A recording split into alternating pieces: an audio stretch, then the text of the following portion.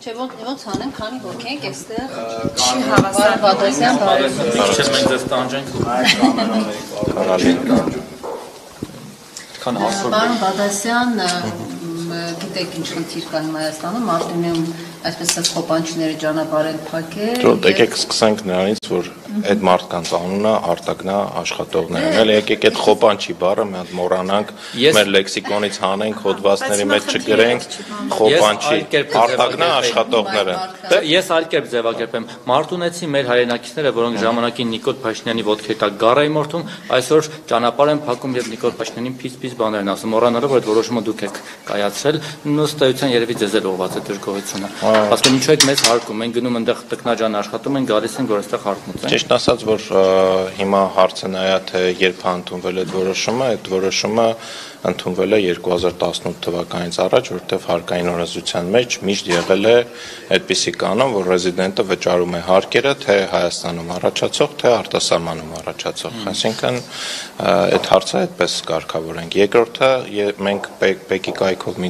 միգուցե տարածում չի գտնում, բայց հայտարարությունը դրել ենք, որ մենք ինչ ենք անպետական եկամուտների կոմիտեն պարտավորություն է կրում իրականացնել հարկային վարչարություն։ Երբ որ մենք ԱՊՀ շրջանակներում 20 թվականին միանում ենք պայմանագրի եւ անցած տարվա ընթացքում մեզ գալիս է էլեկտրոնային եղանակով մեր քաղաքացիների կողմից ստացված եկամուտները,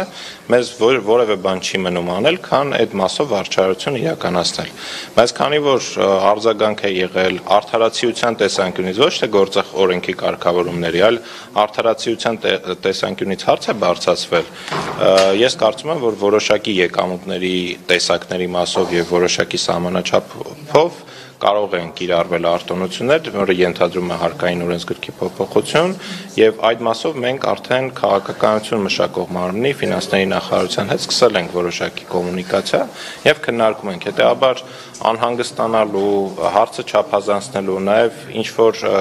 քաղաքական ուժերի կողմից դրան որոշակի շեշտադրումներ տալու եւ մարդկանց լրացուցիչ ստրեսի ենթարկելու կարիք չկա, մենք կքննարկենք արդյունքների մասին, կտեղեկացնենք հանրությանը։ Ինչ եք պատրաստում փոխել, պարոն Բադասյան, եւ խնդրում եմ նախ ներկայացեք այս պահին առկա կարգավորումը, որը օրենքը ուժի մեջ մտել է, չէ՞ արդեն։ Ներկա օրենքը չի ընդունվել, որ ուժի մեջ մտնի։ Հարկային օրենսգիրքը երբ որ ընդունվել է, դա եղել է լավ չսխալվեմ, չասեմ կոնկրետ ամսաթիվը, ուժի մեջ է մտել 18 թվականի հունվարի 1-ից նախորդ կառավարության մշակած հարկային օրենսգիրքը, բայց այստեղ ոչ մի շեշտադրում չեմ անում առանձնահատուկ, այսինքն նորմալ է, որ նման կարգավորում կա հարկային օրենսդրության մեջ եւ շատ երկրների հարկային օրենսդրությունները այդպիսի կանոն են սահմանում, այսինքն ռեզիդենտը վճարում է իր ստացած եկամուտները թե իր ռեզիդենտության երկրում, թե իր ոչ ռեզիդենտ երկրում ստացված եկամուտները։ Մենք գործում ենք կանոններ, որ կրկնակի հարկումը բացառող,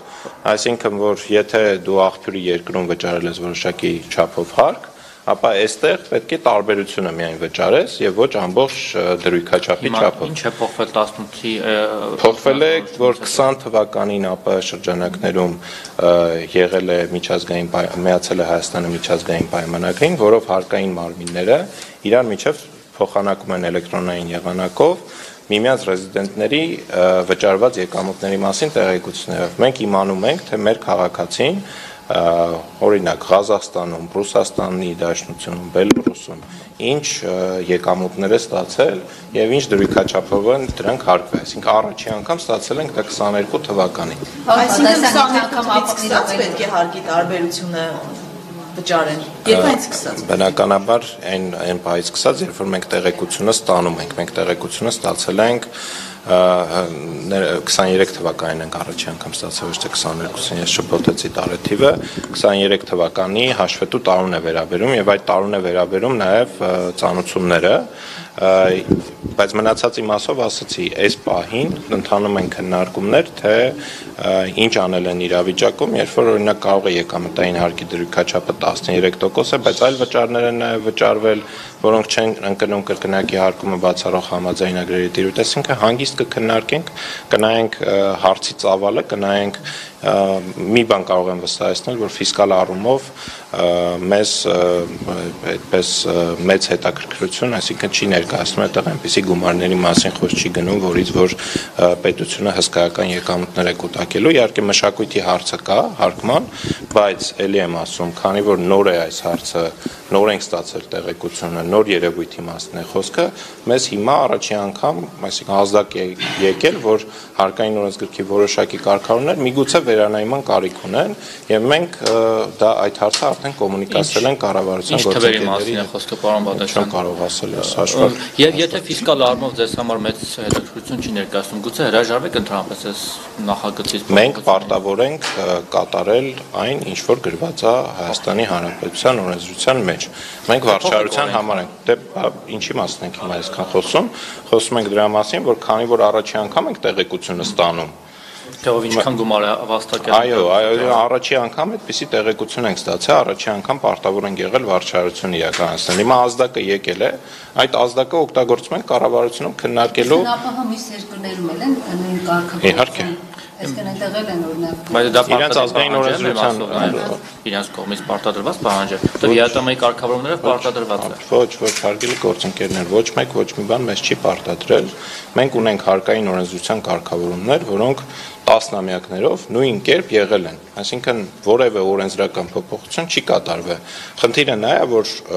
էլեկտրոնային տեղեկություններ ստացել ենք միայն անցած տարվա ընթացքում առաջին անգամ։ Մինչև այդ ինչու չեք ստանում։ Որտեղ մինչև այդ համաձայնագիրը չկար, որ հարկային մարմինները իրենք մենք այլ համաձայնագրերի ենք չէ՞ միացել, որ ֆինանսական հաշիվների ավտոմատ փոխանակումը մենք առաջի փոխանակումը կատարելու ենք 25 թվականից սկսած, այսինքն հարկային մարմինները ՏՀԶԿ-ի շրջանակներում, OECD-ի շրջանակներում նաև այդպիսի միջազգային պայմանագրեր են կնքվում։ Հարկային մարմինները սկսում են համագործակցել իրար հետ, տեղեկություններ փոխանակել էլեկտրոնային եւ ավտոմատ համակարգերով։ Մենք քանի որ առաջի անգամ եւ ԱՊՀ-ի մասով ենք ստացել առաջի անգամ, նոր այդ